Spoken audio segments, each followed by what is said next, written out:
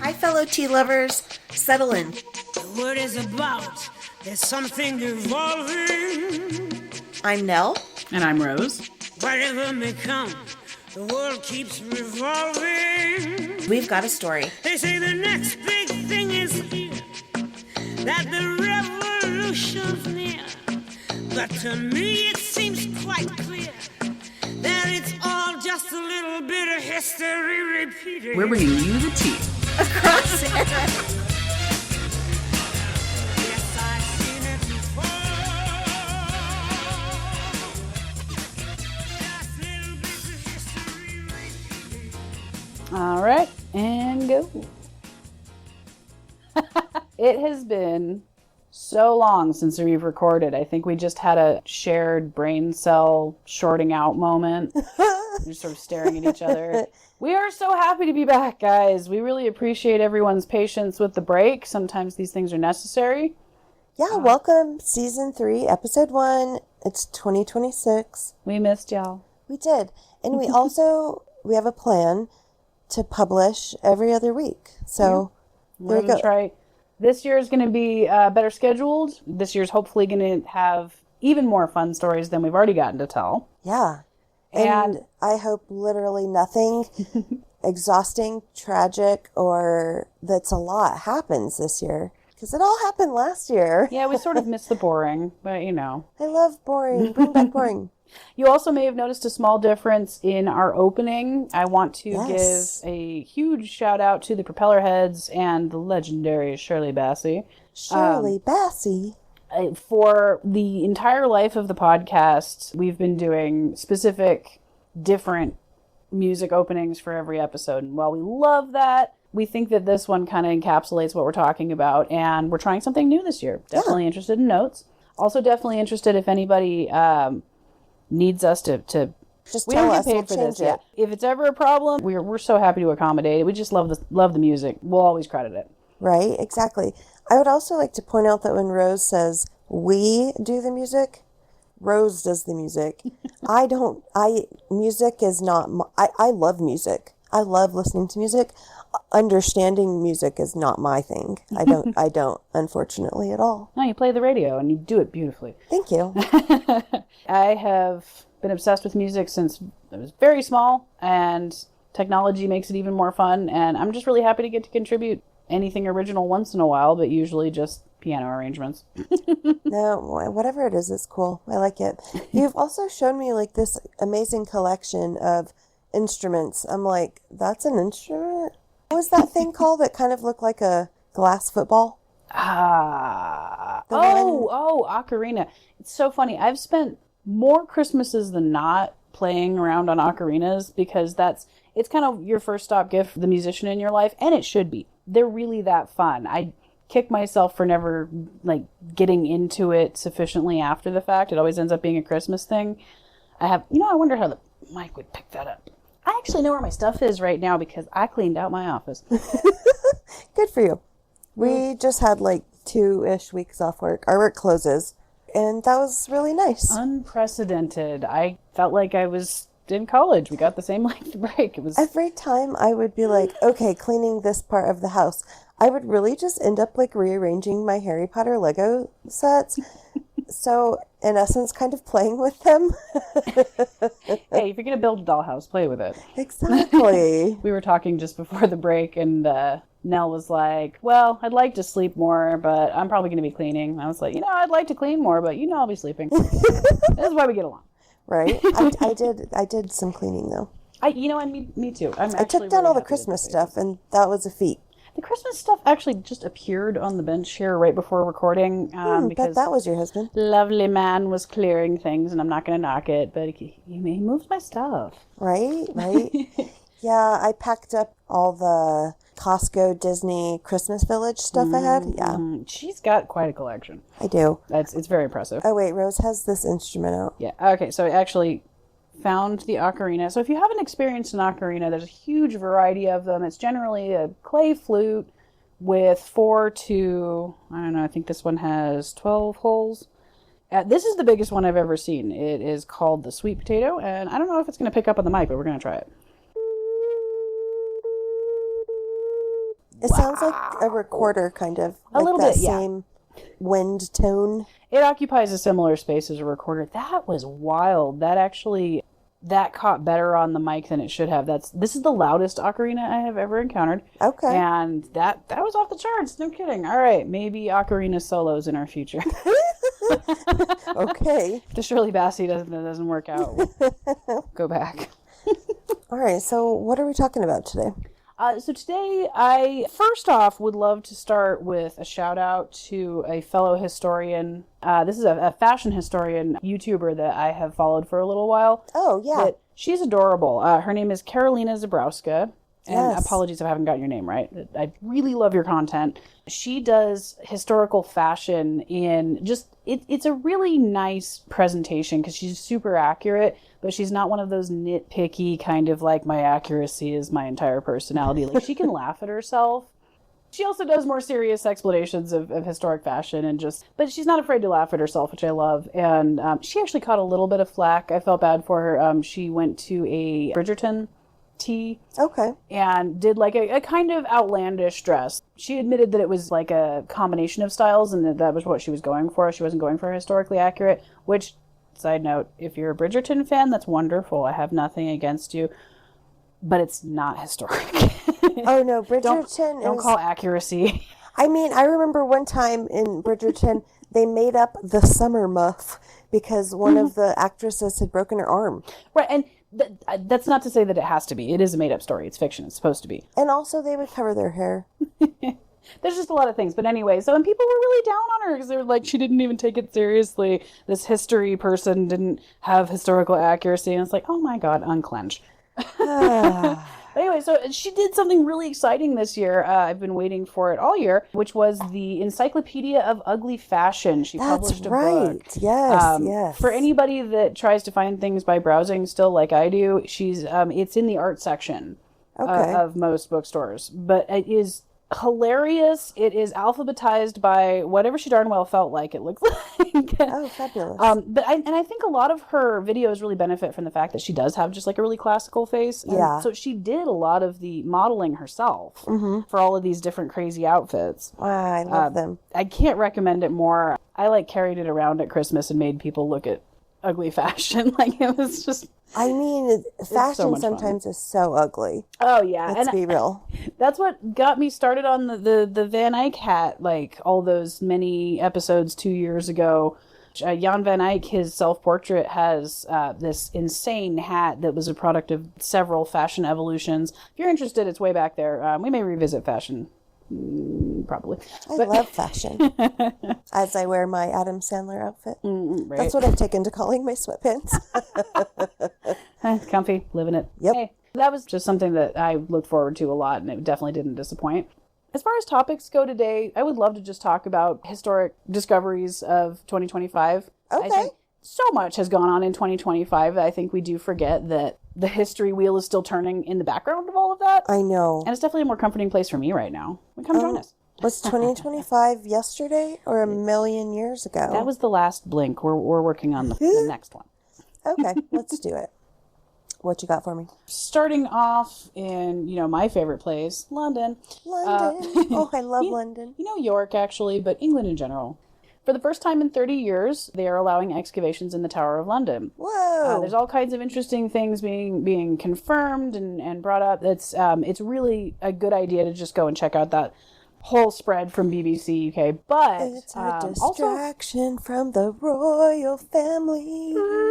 yeah, I bet they're allowing excavations. Thank you to artnet.com. Kind of had a really cool overview of it. Okay. But it's confirming the 12th century origins of the chapel. The chapel itself was the starting point of the White Tower. That's St. Peter ad Vincula, which is St. Peter in chains. That's where you put the beheaded people. And it made me think of Philippa Langley. So I kind of just started... okay. And I didn't realize that actually in May of 2025, Philippa Langley declared the mystery of the Lost Princess solved. And Oh, shut down the Lost Princess Project. I totally forgot about vaguely that. remember this. Yes, Yeah. she did. Yeah, and so I'll admit I didn't read her book. That's on me. There's probably more context in there, but really the only piece of hard evidence that I kept seeing presented was this will. It was the will of a family member of Sir James Tyrrell, who was in the employ of Richard III, passing down a chain.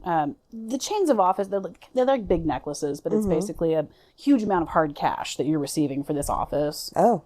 The trick is to always stay enough politically on top that you never have to use that cash. Yeah. Because you have to give it back eventually, but that's what it represents. Okay. And so this guy passed down to his son a chain that had belonged to the young King Edward V. And so I think her conjecture is that because he was in possession of this chain, he was paid off for them to get away. And so she declared that there's always been two names that have been like, well, maybe we claim to be one of the lost princes. This could be an angle, up to and including rebellions that I think Henry VII had to put down. Wow. Yeah. But so her theory is that Lambert Simnel and Perkin Warbeck were the princes. They lived and, have legacy. Case closed. No. I don't really follow the same train of thought, but What evidence is there that he was paid off to let them live? He could have been paid off to overlook their deaths. right. The fact that he has that, Grave robbing existed then as well, right. It says a number of things, but none of it screams those kids are alive. I applaud the work that she does because I think that It's interesting. it does raise awareness and bring interesting things back into the light, and we can discuss and revisit things, but I wouldn't call it solved by a long shot. Right, yeah, I'm not mad at her for it. It's like everybody and their uncle says they've solved the Jack the Ripper case. No, exactly. And it's just like, well, I don't really feel like you can prove that beyond a reasonable There's doubt. some that seem more reasonable than others. That's kind of what history is. Reasonable Right. doubt's not super available. My history professor in college, he was so funny. He would always be like, if only I was a math teacher.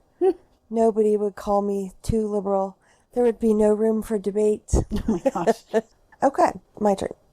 So in London, they found the city's first Roman basilica underneath like a current modern office building. I heard about that, and they had to move the entire thing. Oh, those pictures were insane. No, for those of us that don't remember the whole story, please tell. Okay, so I was saying earlier, I only got highlights of my stories. So if you guys really want to hear more about it, tell me. This is more of a breadcrumb trail. Right. It's very fun. So basically, there was a new skyscraper being built, and way underneath the city streets, like the regular city streets, they found stone foundations of a Roman basilica dating back to about 78 to 84 AD. That structure was once the civic and legal heart of Londinium. And that was the Roman capital of Britain. Mm-hmm. And then the scale of their discovery made everybody think, well, everybody who knows, that the city was far more like technologically sophisticated than we imagine. I know I'm guilty of imagining that everybody from like 1920 back Right. lived in, I don't know, the Middle Ages. That dressing video that Crow's Eye Production did of the Roman Britain lady. Mm-hmm. That was a little eye-opening to me in terms of their sophistication as a society, because the whole outfit was basically like, you don't use your hands. Oh. The whole thing screams, I don't have to use my hands. I have people to do things that need hands. Wow. I mean, and that's an advanced society that has any section of the population is like, yes, this is my hand clothes. Imagine.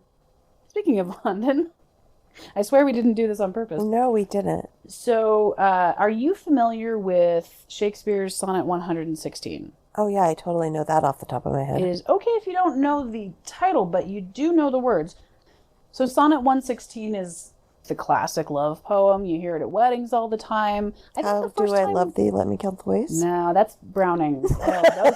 Elizabeth Barrett Browning and Robert Browning are probably the best romance story of poetry. Oh, of Poets course. are famously depressed and solitary.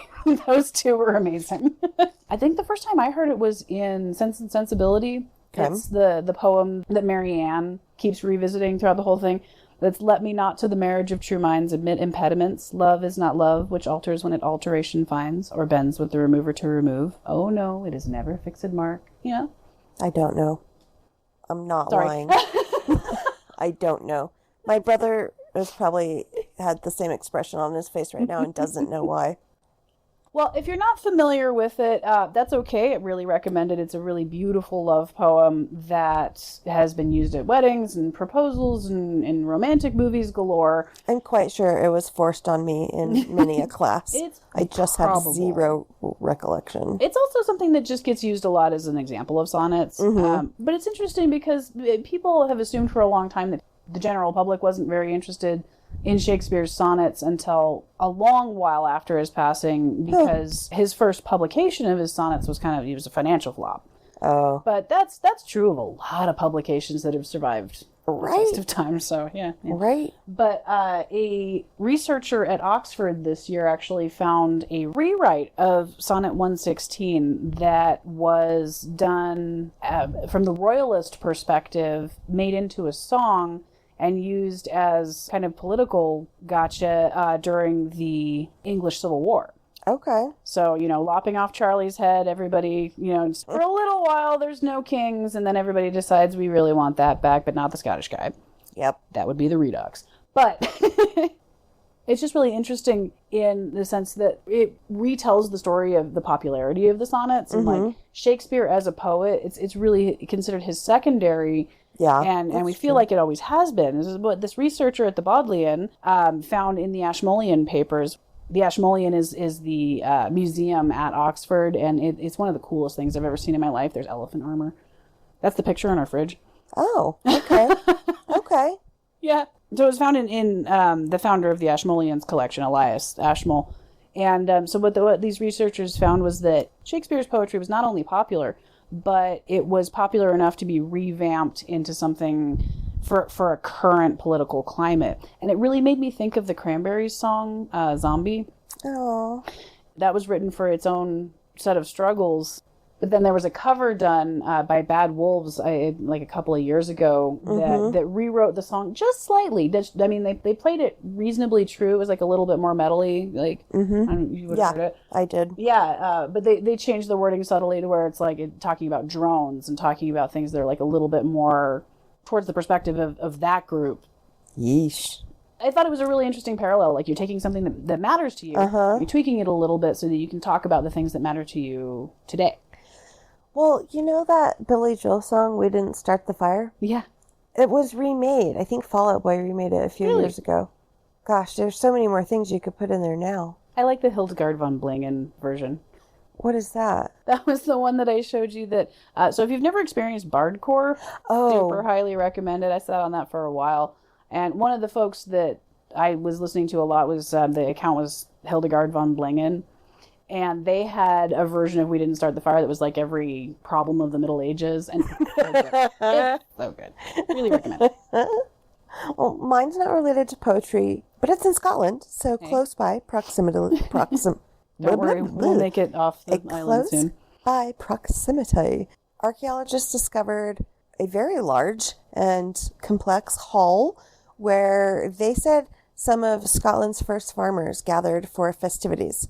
I don't know why they picked the word festivities, because my first thought was like, oh, it's like an annual market or something, right? But they're all, no, it's definitely probably like a hall of sorts. Maybe had a market. If you're getting folks together, you're going to be drinking and yeah, eating, hanging out. Playing whatever game's available. So it was really big. It was 115 feet long by 30 feet wide, which if you're not in America, that says it is 35 meters long by 9 meters wide. Any structure of that size for a lot of our prehistory that's impressive. It is. And it's from the Neolithic period. They think this particular structure is from about 4000 BC. I don't remember if we say BC or not anymore, but y'all know what I mean, right? I have thoughts on this that I've avoided, but I'm just going to I feel like we talked about them before. We did, and I think I cut it out. Okay. The issue that I have with using Common Era and before Common Era instead of BC stands for before Christ and AD stands for Anno Domini. I understand the instinct to want to update that because we're not working off of the same parameters, but you're still using the same date as the dividing line. Oh. So I don't think that it accomplishes anything except for to make things confusing. Gosh, if they change the date for the dividing line, forget about it. No, exactly. So it's just it's a hollow point. Okay, cool. So they found stone tools, and they were like, these definitely show what their rituals were. Guys, I feel like sometimes they're just overly excited. Maybe they just got left behind. I don't know. If you can find things in situ, which means like as they fell, then Yes. you can actually tell a whole lot. Yes, and I did not find a lot out about that. But they also found like fragments of, I don't know if I'm saying this word right, Aran pitchstone and smoky quartz from the Highlands. They found things from other areas in Scotland too, and outside of Scotland. So people coming in and trading. A smaller hall, which was like 66 feet by 26 feet, was found next to the larger one. And in it, it had like cereal grains and hazelnut shells. Oh, that's so cool. I That know. implies agriculture. Yeah. I love it. Isn't that cool? Okay, what do you got next? All right. Did you ever see, there was a documentary about the Moai of Easter Island. Was it a little bit controversial? Yeah, I believe it was called Walking with the Moai. I actually apparently can't find the title right now. Something like that. Yeah. And it was Terry Hunt and Carl Lippo had theorized about the movement of the heads of Easter Island. And they actually did experiments with grad students where they were like walking, ones that they had made down roads. So 20 years later, after that documentary, several research teams have gone back to Easter Island in 2025 from Binghamton University and the University of Arizona. And they actually had the same findings. You can't ever be 100% solid, but they are Right. much more solid on the movement of possibility of the statues than we have been for 20 years. And so I think, possibly owe a small apology to Terry Hunt and Carl Lippo. Not super sure if there was more to that controversy, if there Yeah, was, my me, and apology. no clue. But at least scientifically, it looks like they had it right. Yeah, that's cool. I mean, when I was visiting China, there were some, I think it was limestone. It's like crazy looking rock. It's amazing. But they were moved from a very far away part of China a very, very, very long time ago. Did you ever see the Eddie Izzard sketch about building Stonehenge? Probably. It's like, this druid going up to a Welshman like, oh, well, thank you for the stone. Will you help me drag it back? And it's like, oh, all right. You don't live far, do you? Like, 200 miles in this day and age? I don't know where I live anymore. And yet a surprising number of ancient cultures moved rock a really long way. It's a testament to our collective human belief in lapidary medicine. So speaking of really ancient things, there were some discoveries in Malta in a cave, the Latninja cave. I probably butchered that. It provided very strong evidence that Mesolithic hunter-gatherers achieved a significant and deliberate long-distance seafaring in the Mediterranean 8,500 years ago. Cool. I had not read that one. They were able, it looks like, to cross about 100 kilometers of open water in canoes. In this day and age, I don't even know where I live anymore. Right, you're never coming home. But that pushes back Malta's human history and the belief that seafaring was less advanced. People thought, oh, you're farming, you're hunting, you're gathering, your agriculture. But they Right. were also out on the seas, man. Yeah, no, making your living by the ocean, unless you're a Greek fisherman for some reason, gets placed in like a lower category than agriculture. Even though it's just as sophisticated, if not more, depending on where you are. Right, because if they're doing long distance seafaring, so their techniques are going to be like wind, currents, landmarks, and stars. It takes a really special kind of bravery to just hop in something you made yourself and point towards, I don't know what's there. I think about that from when we watched the TV show The Vikings, or Vikings. Man, that was such a good show. Oh, I did really enjoy that. I mean, it got like, I think the way a lot of longer historical dramas get, like they get really convoluted and kind of Yeah. ironically start eating their own tail. And I do feel like Vikings kind of suffered from that a little bit, but I mean, I still go back and watch it, so Yeah, and by the last season, it wrapped it up. yeah, reasonably. But yeah, so that discovery basically pushes Malta's human inhabitation back by about 1,000 years. That is amazing. Hunter-gatherers were there before the farmers. Tim Severin was this amazing adventurer that he did test runs of all of these maybe historically possible voyages. So he did like some clip across the Pacific in a Chinese raft. He did from I think Iona, which is in Ireland, to Britain in a leather curricle, Whoa. because it had been conjectured that monks had done that. He did a Viking ship across the Atlantic. Those adventure books are amazing, and he did a whole couple of series of historic fiction too. That I think they're out of print, but they're worth finding. I read a similar book. It's called Blue Latitudes, I think, by Tony Horowitz. He followed controversial Captain Cook, his voyage route. It's an interesting route. I mean, Captain Cook kind of got what he paid for on that trip, but it's an interesting route. Yeah, true. My last one, I think I'm liking that we're kind of keeping it in the ancient. Did not actually really realize that we were going to be sitting on England for so long, but I mean, did get a degree in it. But you're an Anglophile, aren't you? But moving to the classical world, we've talked a couple of times about the Antikythera mechanism. And by the look on your face, Explain what it is. So the Antikythera mechanism was retrieved off of a shipwreck in 1901. And when it was found, it was a box.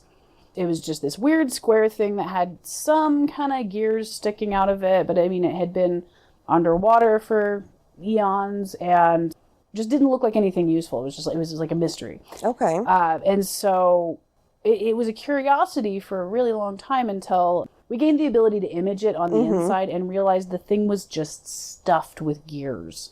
And it's conjectured that this mechanism was the first analog computer. Isn't that insane? Yes. Thousands of years old. It was a mechanism that was meant to predict astronomical events. So, you put in any date and it's going to tell you when the full moon is, when, the solar eclipse may be happening. It was supposed to be a prediction device. Like a high-tech calendar. This is a high-tech calendar, which is amazing. So this year at the Argentina National University of Mar del Plata, they have put together a computer model that tests the theory of the Antikythera mechanism, finally. Because, I mean, it's not like you can get that thing running again. It's been underwater. But what they did was they did a computer model of not just how it was supposed to fit together, but how the actual artifact itself fit together. Like every little minuscule, tooth difference. Because this isn't the same thing as creating gears now. Right. You're not pouring it into anything. Like your hand doing everything. Yeah. And so what they actually found is that it's a super awesome idea. And it jams 90% of the time. Oh, no. Apparently the solar cycle is a little much for it. So it's very probably more somebody's theoretical item than, they all had awesome digital calendars and that's just the only one that survived. Which sometimes history answers are a letdown. I know, sometimes.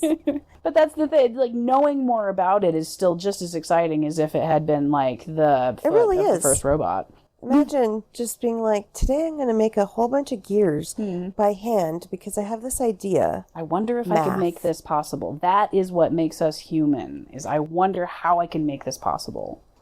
So for my last one, I am going to tell you about something that was discovered in 1902, year afterwards. And it was discovered by John Garstang at the site of Nuwayrat, Nuwayrat.